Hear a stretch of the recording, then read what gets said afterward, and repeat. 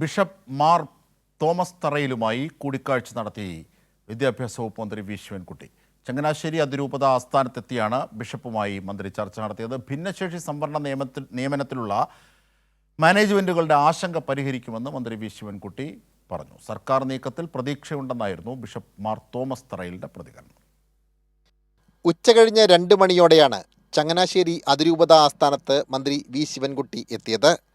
ഉച്ചഭക്ഷണത്തിന് ശേഷം അരമണിക്കൂറിലേറെ മന്ത്രിയും bishop Thomas തറയിലും തമ്മിൽ കൂടിക്കാഴ്ച നടത്തി.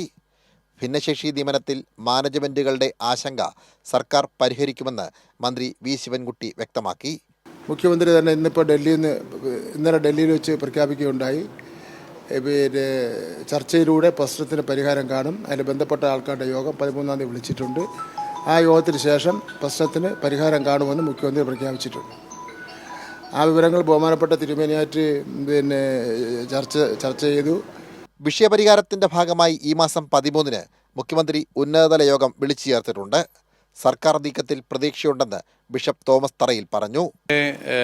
ഭാവാത്മകമായിട്ട് വളരെ പോസിറ്റീവായിട്ടുള്ള ഒരു നീക്കം മന്ത്രിസഭ നടത്തുന്നു. ആദരണീയനായ മുഖ്യമന്ത്രിയുടെ നേതൃത്വത്തിൽ, വിദ്യാഭ്യാസ മന്ത്രിയുടെ നേതൃത്വത്തിൽ നടത്തുന്നു എന്നറിയുന്നതിൽ ഞങ്ങൾക്ക് ഒത്തിരി സന്തോഷമുണ്ട്. ബഹുമാനപ്പെട്ട മന്ത്രി പറഞ്ഞതുപോലെ അടുത്ത ദിവസം തന്നെ അവർ ഉന്നതതല യോഗം ചേർന്ന് ഇത് പരിഹരിക്കാനുള്ള നടപടികൾ എടുക്കും എന്നുള്ള ആ ഒരു വാർത്ത ഞങ്ങൾക്ക് എല്ലാവർക്കും വളരെ ആശ്വാസകരമാണ്. കൂടിക്കാഴ്ചയിൽ ജോസ് കെ മാണി എംപിയും ജോബ് മൈക്കിൾ MLAയും പങ്കെടുത്തു. വിഷയപരിഹാരത്തിന് കേരള കോൺഗ്രസ് എമ്മിന്റെ ആത്മാർത്ഥമായ ഇടപെടൽ ഉണ്ടായിട്ടുണ്ടെന്നും തോമസ് തറയിൽ വ്യക്തമാക്കി. സനോജ് സുരേന്ദ്രൻ, കൈരളി ന്യൂസ്, കോട്ടയം.